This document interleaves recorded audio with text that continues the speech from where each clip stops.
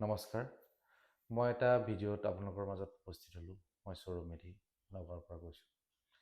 আজি আমাৰ মাজত জুবিন দা নাই। তেখেতৰ আজি জন্মদিন আৰু তেখেতৰ জন্মদিন মই আগৰ পৰাই উদযাপন কৰোঁ বাৰু, পাব্লিচিটি কৰা নাই।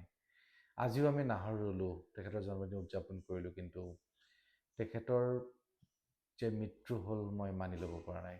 তেখেতৰ যি সৃষ্টি, যে গানৰ সুৰ তাল ভাৱ ভংগীমা, সেইবোৰ আমি 90s হয়, আমি বাৰু তেখেতৰ সেই 40s গান শুনি আমি পাৰ কৰি দিম, কিন্তু নেক্সট জেনেৰেশ্যনত কোন আহিব, কোনে সেই সুৰ তাল সেইবোৰ দিব মই নাজানো।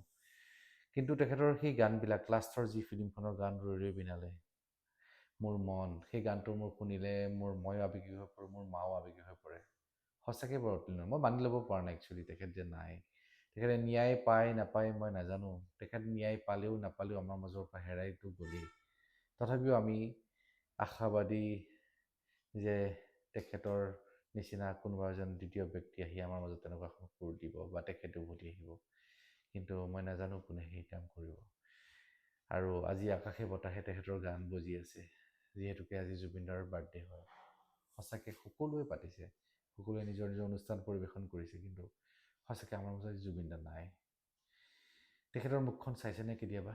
কিমান অমায়িক আছিলে, কিমান শান্ত শুদ্ধ হাঁহি ৰসাল ব্যক্তি এজন আমাৰ মাজৰ পৰা হেৰাই গ'ল। মানি ল'ব পাৰিছেনে আপোনালোকে? সঁচাকৈ মইতো পৰা নাই। আপোনালোকে কমেণ্ট কৰিব। আৰু মই পাব্লিচিটিৰ কাৰণে এই ভিডিঅ'টো কৰা নাই একচুৱেলি, কিন্তু মোৰ যিটো মনৰ ভাৱ প্ৰকাশ কৰিবৰ কাৰণে আপোনালোকৰ ওচৰত মই আহিলোঁ। ধন্যবাদ, নমস্কাৰ।